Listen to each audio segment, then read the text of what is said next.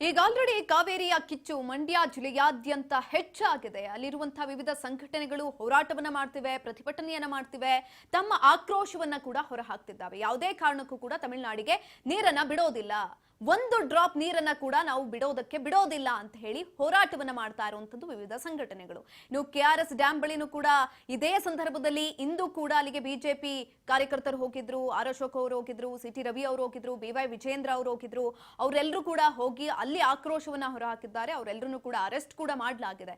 ನೀರನ್ನ ಯಾವುದೇ ಕಾರಣಕ್ಕೂ ಕೂಡ ನಾವು ತಮಿಳುನಾಡಿಗೆ ಬಿಡೋದಿಲ್ಲ. CWMA ಏನ್ ಆದೇಶವನ್ನ ಕೊಟ್ಟಿದೆ ಆ ಆದೇಶ ಯಾವುದೇ ಕಾರಣಕ್ಕೂ ಸರಿ ಇಲ್ಲ, ನ್ಯಾಯಯುತವಾಗಿಲ್ಲ. ಹಾಗಾಗಿ ನೀರನ್ನ ಬಿಡೋದಿಲ್ಲ. ನಮ್ಗೆ ಬರಗಾಲ ಇದೆ, ಕುಡಿಯೋದಕ್ಕೆ ನೀರಿಲ್ಲ. ಇಂಥ ಸಂದರ್ಭದಲ್ಲಿ ಹೇಗೆ ತಾನೇ ನಾವು ತಮಿಳುನಾಡಿಗೆ ನೀರನ್ನ ಬಿಡೋದಕ್ಕೆ ಸಾಧ್ಯ? ಅವರು ಯಾವುದೋ ಒಂದು ಆದೇಶವನ್ನ ಕೊಡ್ತಾರೆ ಅಂತ ಅಂದ್ರೆ ಆ ಆದೇಶವನ್ನ ಕೊಡೋದಕ್ಕಿಂತ ಮುಂಚಿತವಾಗಿ ವಸ್ತುಸ್ಥಿತಿ ಯಾವ ರೀತಿಯಾಗಿದೆ ಅನ್ನೋದನ್ನ ನೋಡ್ಬೇಕಾಗಿತ್ತು. ಆದ್ರೆ ಅದನ್ನ ಗಮನಿಸಿಲ್ಲ. ಮಂಡ್ಯ ಜಿಲ್ಲೆಯಾದ್ಯಂತ ಕಾವೇರಿ ಕಿಚ್ಚು ಜೋರಾಗಿದೆ. ವಿವಿಧ ಸಂಘಟನೆಗಳಿಂದ ಹೋರಾಟವನ್ನು ಮಾಡಲಾಗ್ತಾ ಇದೆ. ನೀರು ಬಿಡೆವು, ಕಾವೇರಿ ನಮ್ಮದು ಅಂತ ಆಕ್ರೋಶವನ್ನ ಹೊರಹಾಕ್ತಿದ್ದಾರೆ. ಪಡಿತರ ವಿತರಕರ ಸಂಘದಿಂದ ಹೋರಾಟಕ್ಕೆ ಬೆಂಬಲ ಕೂಡ ಸಿಗ್ತಾ ಇದೆ. ಮಂಡ್ಯದ ಸಂಜಯ್ ವೃತ್ತದಲ್ಲಿ ಪ್ರತಿಭಟನೆಯನ್ನ ನಡೆಸಿ ಆಕ್ರೋಶವನ್ನ ಹೊರಹಾಕಿದ್ದಾರೆ. ಬೆಂಗಳೂರು ಟು ಮೈಸೂರು ಹಳೆ ಹೆದ್ದಾರಿಯಲ್ಲಿ ಕೂತ್ಕೊಂಡು ಪ್ರತಿಭಟನೆಯನ್ನ ಮಾಡಲಾಗಿದೆ. CWMA ಆದೇಶ ಅವೈಜ್ಞಾನಿಕವಾಗಿದೆ ಅಂತ ಹೇಳಿ ಘೋಷಣೆಗಳನ್ನ ಕೂಗಿ ಆಕ್ರೋಶವನ್ನ ಹೊರಹಾಕ್ತಿದ್ದಾರೆ. ರಾಜ್ಯ ಸರ್ಕಾರ ರೈತರ ಹಿತ ಕಾಯುವಲ್ಲಿ ವಿಫಲ ಆಗಿದೆ ಅನ್ನುವಂತ ಆರೋಪವನ್ನ ಕೂಡ ಮಾಡಲಾಗಿದೆ. ರಾಜ್ಯ ಪಡಿತರ ವಿತರಕರ ಸಂಘದ ಅಧ್ಯಕ್ಷ ಕೃಷ್ಣಪ್ಪ ನೇತೃತ್ವದಲ್ಲಿ ಈ ಹೋರಾಟವನ್ನ ಮಾಡಲಾಗಿದೆ. ಮಂಡ್ಯದಲ್ಲಿ ಹೋರಾಟವನ್ನ ಮಾಡಲಾಗಿರುವಂಥದ್ದು.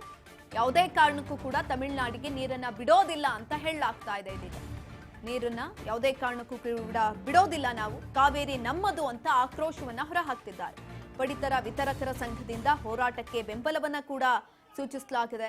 ಯಾವುದೇ ಕಾರಣಕ್ಕೂ ಕೂಡ ನಾವು ನೀರನ್ನ ಬಿಡೋದಿಲ್ಲ. CWMA ಕೊಟ್ಟಿರುವಂತಹ ಆದೇಶ ಅವೈಜ್ಞಾನಿಕವಾಗಿದೆ. ಸರ್ಕಾರ ಕೂಡಲೇ ಈ ಕುರಿತಾಗಿ ನ್ಯಾಯಯುತವಾದಂತಹ ನಿರ್ಧಾರವನ್ನ ತೆಗೆದುಕೊಳ್ಳಬೇಕು ಅಂತ ಹೇಳಿ ಆಕ್ರೋಶವನ್ನ ಹೊರಹಾಕ್ತಿದ್ದಾರೆ, ಧಿಕ್ಕಾರವನ್ನ ಕೂಗ್ತಿದ್ದಾರೆ.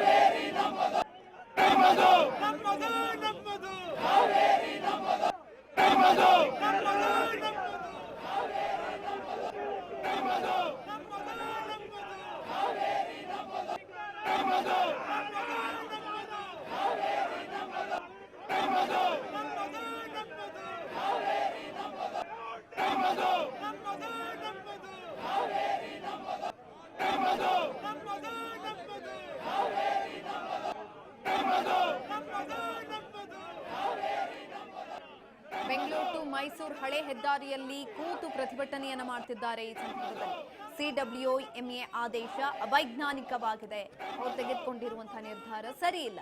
ರಾಜ್ಯ ಸರ್ಕಾರ ಕೂಡ ರೈತರ ಹಿತವನ್ನ ಕಾಯುವಲ್ಲಿ ಎಲ್ಲೋ ಒಂದ್ ಕಡೆ ವಿಫಲ ಆಗಿದೆ ಅಂತ ಇದೇ ಸಂದರ್ಭದಲ್ಲಿ ಆರೋಪವನ್ನ ಕೂಡ ಮಾಡಿದ್ದಾರೆ. ಹೋರಾಟವನ್ನ ಮಾಡ್ತಿದ್ದಾರೆ, ಆಕ್ರೋಶವನ್ನ ಹೊರಹಾಕ್ತಿದ್ದಾರೆ. ರಾಜ್ಯ ಪಡಿತರ ವಿತರಕರ ಸಂಘದ ಅಧ್ಯಕ್ಷ ಕೃಷ್ಣಪ್ಪ ನೇತೃತ್ವದಲ್ಲಿ ಮಂಡ್ಯದಲ್ಲಿ ಹೋರಾಟವನ್ನ ಮಾಡಲಾಗಿದೆ. ಹೋರಾಟವನ್ನ ಮಾಡಿ ರಾಜ್ಯ ಸರ್ಕಾರದ ವಿರುದ್ಧ ಕೂಡ ಆರೋಪವನ್ನ ಮಾಡಿದ್ದಾರೆ, ಆಕ್ರೋಶವನ್ನ ಹೊರಹಾಕ್ತಿದ್ದಾರೆ. ಆ ನಿರ್ಧಾರವನ್ನ, ಆದೇಶವನ್ನ ಹೊರಡಿಸಬಾರ್ದಿತ್ತು. ಯಾಕಂತ ಅಂದ್ರೆ ಇಲ್ಲಿ ಯಾವ ಪರಿಸ್ಥಿತಿ ಇದೆ, ಬರಗಾಲ ಬಂದಿದೆ, ಮಳೆ ಇಲ್ಲ, ಏನೇ ವಾತಾವರಣ ಇವಾಗ ಸರಿ ಹೋಗಿದ್ರು ಕೂಡ ಜಲಾಶಯಗಳಲ್ಲಿ ನೀರಿನ ಮಟ್ಟ ಅನ್ನೋದು ಕಡಿಮೆ ಆಗಿದೆ. ಇಂಥ ಸಂದರ್ಭದಲ್ಲಿ ಈ ರೀತಿಯಾದಂತಹ ನಿರ್ಧಾರ ಸಮಂಜಸ ಅಲ್ಲ. ಹಾಗಾಗಿ ಈ ನಿರ್ಧಾರವನ್ನ ತೆಗೆದುಕೊಳ್ಳಬಾರ್ದಿತ್ತು ಅಂತ ಇದೀಗ ಆರೋಪವನ್ನ ಮಾಡ್ತಿದ್ದಾರೆ, ಆಕ್ರೋಶವನ್ನ ಹೊರಹಾಕ್ತಿದ್ದಾರೆ. ಎಲ್ಲಾ ಕಡೆನೂ ಕೂಡ ಪ್ರತಿಭಟನೆಯ ಕಿಚ್ಚು ಜಾಸ್ತಿ ಆಗ್ತಾ ಇದೆ. ಅದರಲ್ಲೂ ಕೂಡ ಬಹಳ ಮುಖ್ಯವಾಗಿ ಮಂಡ್ಯದಲ್ಲಿ ಅಲ್ಲಿರುವಂತಹ ಕನ್ನಡಿಗರು, ರೈತರು ಪ್ರತಿಯೊಬ್ಬರು ಕೂಡ ರಾಜ್ಯ ಸರ್ಕಾರದ ನಿರ್ಧಾರದ ವಿರುದ್ಧ ಆಕ್ರೋಶವನ್ನ ಹೊರಹಾಕ್ತಿದ್ದಾರೆ. ವಿವಿಧ ಸಂಘಟನೆಗಳಿಂದ ಆಕ್ರೋಶವನ್ನ ಹೊರಹಾಕಲಾಗ್ತಾ ಇದೆ. ನೀರನ್ನ ಯಾವುದೇ ಕಾರಣಕ್ಕೂ ಬಿಡೋದಿಲ್ಲ ಅಂತ ಹೇಳ್ತಿದ್ದಾರೆ. ಒಂದು ಡ್ರಾಪ್ ನೀರನ್ನು ಕೂಡ ನಾವು ತಮಿಳುನಾಡಿಗೆ ಬಿಡೋದಿಲ್ಲ. ಏನ್ ಎಂಎ ಈ ಒಂದು ಆದೇಶವನ್ನು ಹೊರಡಿಸಿದೆ. 15 ದಿನಗಳ ಕಾಲ ಆದ್ರೂ ನೀವು 3500 ಕ್ಯೂಸೆಕ್ ನೀರನ್ನ ಒಂದು ದಿನಕ್ಕೆ ಬಿಡಬೇಕು ಅಂತ ಹೇಳ್ತಿದ್ದಾರೆ. ನಾವು ಬಿಡೋದಿಲ್ಲ ಅಂತ ಹೇಳ್ತಿದ್ದಾರೆ. ವಾಸ್ತವ ಸ್ಥಿತಿ ಇದೆ, ಅದನ್ನ ಅಧ್ಯಯನ ಮಾಡೋದಕ್ಕೆ ಅವರು ತತ್ಕ್ಷಣವಾಗಿ ತಮ್ಮ ಕ್ಯಾಬಿನೆಟ್ ಸರ್ಕಸ್ ಅನ್ನ ಬಿಟ್ಟು ರೈತರ ಸಮಸ್ಯೆಗೆ ಸ್ಪಂದಿಸಬೇಕು ಅಂತ ನಾನು ಆಗ್ರಹ ಮಾಡ್ತಾ ಇದ್ದೀನಿ. ಈ ಮೂಲಕ ವಾಸ್ತವ ಸ್ಥಿತಿ ಇದೆ, ಅದನ್ನ ಅಧ್ಯಯನ ಮಾಡೋದಕ್ಕೆ ಅವರು ತತ್ಕ್ಷಣವಾಗಿ ತಮ್ಮ ಕ್ಯಾಬಿನೆಟ್ ಸರ್ಕಸ್ ಅನ್ನ ಬಿಟ್ಟು ರೈತರ ಸಮಸ್ಯೆಗೆ ಸ್ಪಂದಿಸಬೇಕು ಅಂತ ನಾನು ಆಗ್ರಹ ಮಾಡ್ತಾ ಇದ್ದೀನಿ.